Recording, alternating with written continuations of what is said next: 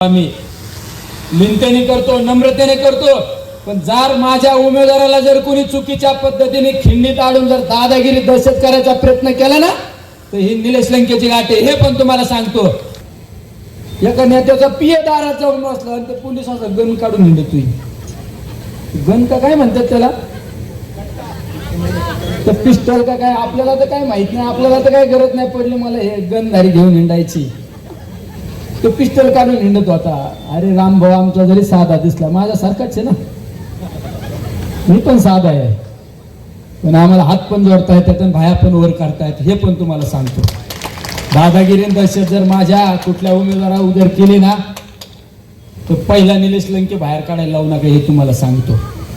राजकारण सहनशीलतेने करतो, आम्ही लिंतेने करतो, नम्रतेने करतो, पण जर माझ्या उमेदवाराला जर कोणी चुकीच्या पद्धतीने खिंडीत आणून जर दादागिरी दहशत करायचा प्रयत्न केला ना, तर ही निलेश लंकेची गाठ आहे. हे पण तुम्हाला सांगतो.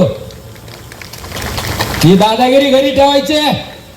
निलेश लंके भायावर करून समोर येऊ शकतो. तुमच्यासारखा ऑफिस मध्ये बसून आदेश करणार नाही. तुम्ही बघा, हे करा, गुन्हे दाखल करणे, या गोष्टी आम्ही उकळून पेलोय. जेल बिल सगळं उकळून पेलोय आम्ही. पण जर निवडणूक होऊ द्या, जनतेचा कौल आम्ही मान्य करू.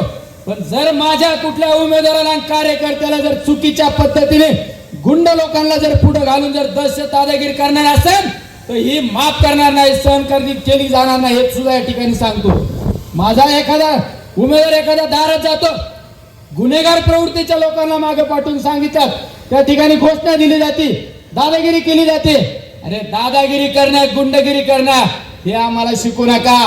तुम्ही व्हाईट कॉलर आहे, तुम्ही काचेच्या घरात राहता, आमच्या उदगडे आणण्याचा प्रयत्न करू नका. हे सुद्धा या ठिकाणी तुम्हाला सांगतो. महाराष्ट्रातील सर्व बातम्यांचे विश्वासार्ह व्यासपीठ, सकाळच्या सर्व सोशल मीडिया प्लॅटफॉर्मला लाईक, फॉलो आणि सबस्क्राईब करा. तसंच सर्व नोटिफिकेशनसाठी बेल आयकॉन प्रेस करायला विसरू नका.